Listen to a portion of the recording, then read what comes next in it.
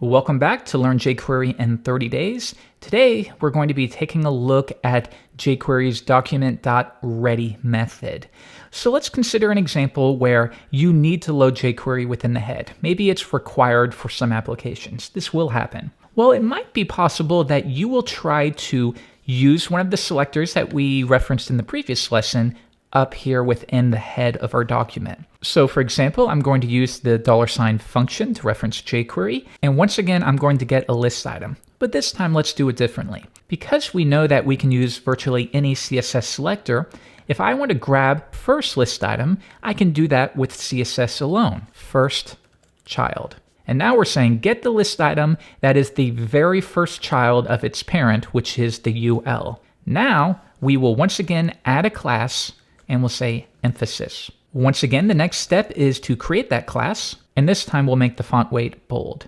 Okay, that looks good to me, but what do you think will happen if we view this in the browser? Well, let's find out. I'll come back to Google Chrome and reload the page, and what? Nothing's being bold. Why isn't this taking effect? Well, let's first check the Chrome Developer Tools to see if we made a mistake. Once again, I can go to View, Developer, Developer Tools, or on my computer, I'll hit Command-Option-I. First, I'm going to see, were there any errors in the console? Nope, that looks fine. Next, I'm going to go to Elements, UL, and what? Why isn't that emphasis class being applied?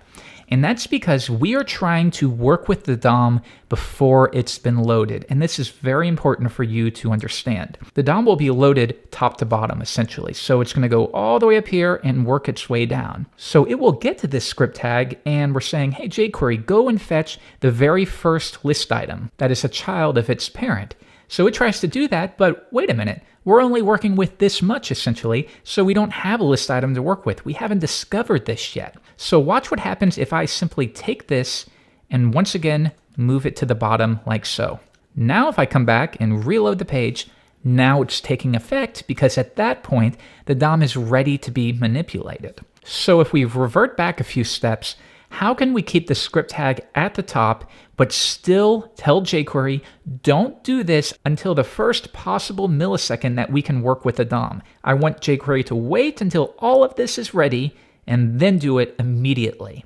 And we use what we call the document.ready method. So we'll do this at the top and say jQuery. And now rather than referencing a specific CSS selector, I'm going to wrap the document. Now I'm going to say when it's ready to be manipulated, and I'll use the ready method, then I want you to run a function. So we can either reference a function name like so, and then you could create it, var function name, like so, or you can pass an anonymous function. And that's what we will do in this case, function.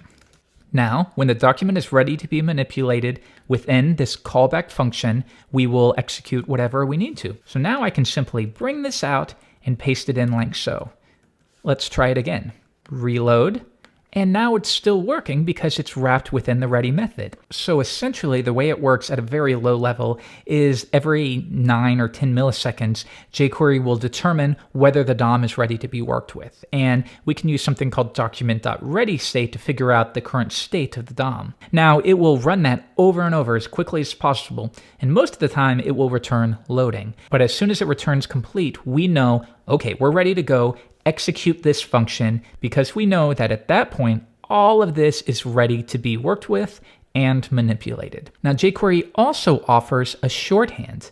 Rather than document.ready, we can use this syntax, jQuery, and then we simply pass a function to it, like so. If we were to take this out, paste it in, and I will comment this section out. Once again, reload the page, and we're getting the exact same effect. So how come? Well, once again, we're going to take a look at the jQuery source. Now, I'm going to assume you're relatively new to JavaScript as a whole. I hope that you've read maybe 2 or 3 chapters from a book, but you're more or less a work in progress. But just go along with me. Right here, we're creating jQuery, and we're making it equal to a function that executes immediately. All of this is fine. Don't worry about it too much. But what I want you to pay attention to is right here. And this is what handles what we pass to the jQuery function. If this is still confusing to you, just think of it this way. Function, my, func. It's the exact same thing, but we're doing it like this. Function, jQuery, or $. And then we can reference that function In the same way that we would do myfunc, we would do it jQuery, like so. We're simply referencing a function. Then what we pass to that function, for example, UL, a CSS selector, jQuery needs to parse that and figure out what are we doing. Are we using a CSS selector? Are we using an HTML fragment? What are we working with? Now in this case, rather than a CSS selector, we're passing the jQuery function a function itself. So let's see how jQuery figures that out. First it checks, is there no selector? If there's nothing passed or null. Nope, that's not it. Was a DOM element passed? No. Was it body? It's going to do an optimization if we're simply trying to reference body. And you'll see it simply translates to document.body. Otherwise, if it's a string, which would be, in this case, UL, LI, something like that. Let's keep going though. We don't want any of this just yet. Let's scroll down. Here we go. This is what we want. And this handles if we pass a function to jQuery. And in this case, check it out. Shortcut for document.ready. So if the selector we pass, which is this right here, that is the selector. If it's a function, in that case, we're going to use the shorthand for referencing document.ready. So once again, this and this are identical. You can use whichever you prefer. A lot of people stick with the second version only because it's more readable, it's more descriptive. When the document is ready, then run this code. And that way, maybe somebody who's not as familiar with jQuery won't be looking at this and thinking, what's a function? What are we doing there? However, for your personal projects, or if you completely know what you're doing, there's absolutely nothing wrong with you passing a function to jQuery. And that's how jQuery will execute code as quickly as possible after the DOM has been loaded.